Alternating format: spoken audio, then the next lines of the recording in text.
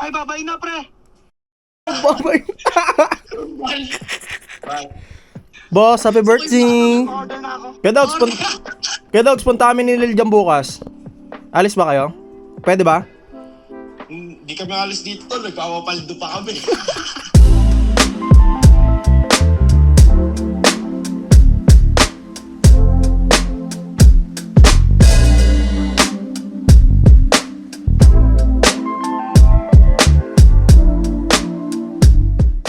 Sige, Pops. Bukas na lang.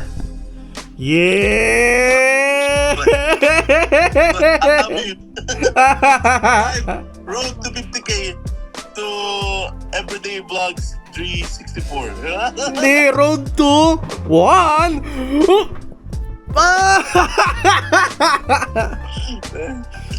Basta. Maraming salamat. Neil, tulog ka na.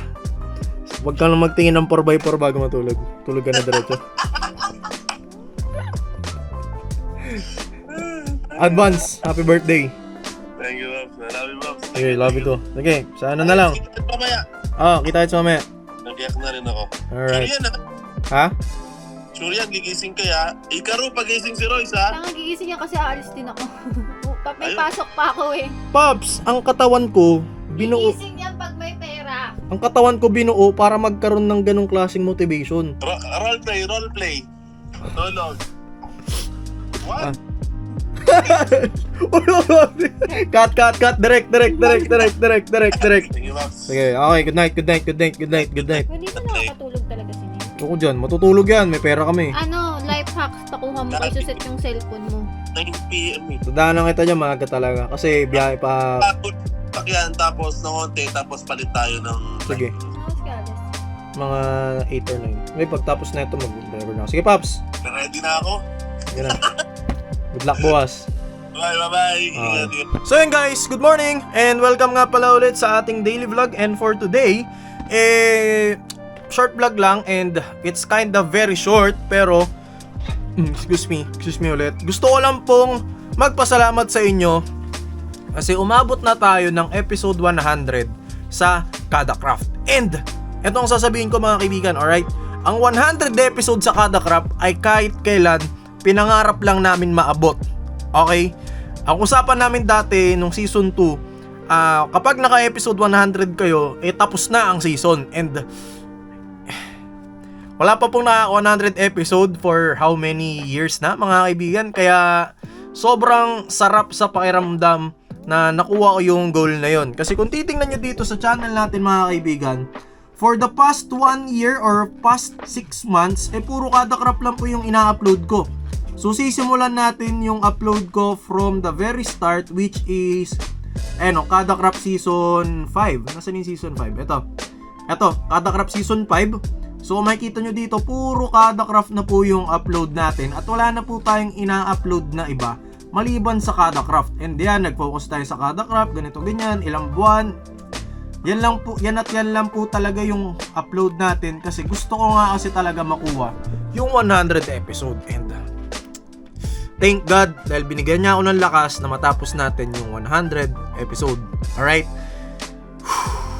Hindi na ako magiging emotional but I just wanna say thank you so much po sa lahat ng taong sumusuporta sa akin.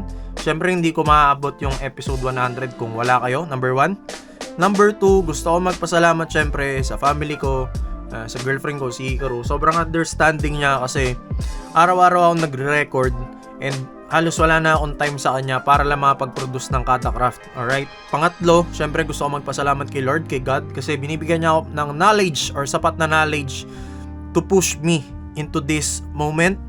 And pang-apat is gusto ko magpasalamat syempre sa buong Kada Craft, especially kay Sly and kay B, dahil hinayaan nila ako maging director sa Kada Craft. Kasi kung mapapansin nyo itong election namin or itong Mayor's Arc, pinabayaan na ako ni Slay at ni B na mag-direct. Sabi nila, ikaw na bahala. And maraming salamat Sly and B sa pagtitiwala sa akin or sa pagbigay ng sapat na tiwala. Okay? Kasi hindi ko mapupull off yung ganitong klaseng roleplay, hindi ko mapupull off yung ganitong script kung wala si B at si Sly.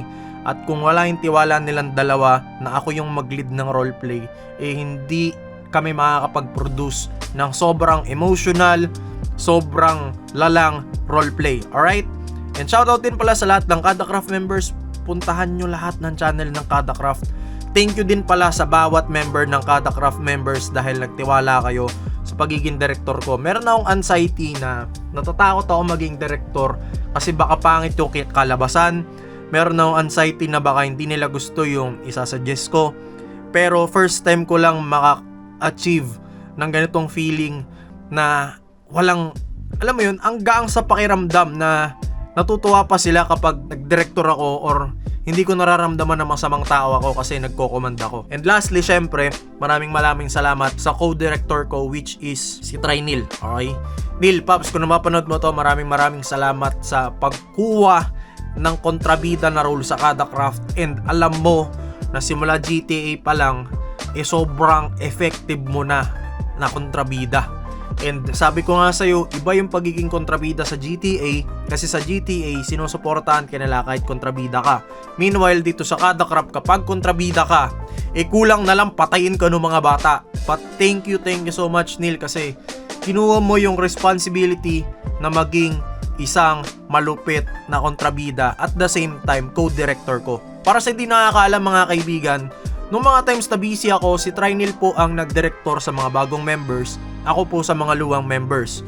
And most of the time talaga, nangingi ako ng tulong sa kanya, lalo na kapag sobrang busy tayo. Kaya Neil, maraming salamat and I think wala na akong nakalimutan. Yun! Sa lahat na nagtatanong bakit po ako nagmaraming episode ngayon sa KadaCraft, hindi pa po ako aalis ng KadaCraft, okay? Hindi pa po ako tapos sa marketing ko at next year pa po ako magpipiloto. And pangalawa, hindi pa po ako aalis ng KadaCraft, alright? And pangatlo, sa spoiler na sasabihin ko, magkakaroon po or meron pong King FB side story part 2 or season 2. Bakit? Kasi abangan nyo dahil meron na akong tamang rason kung bakit kailangan ko mag side story. Kailangan ko yung side story na yon para ma-introduce sa inyo yung mga bagong. So yun guys, maraming salamat and yep, 100 episode is real. Nakita ko yung mga comments nyo dito, yung mga bata naiiyak, lahat sila naiiyak. We got 978 comments in less than 5 hours. Lahat sila, ang comment nila is naiiyak sila.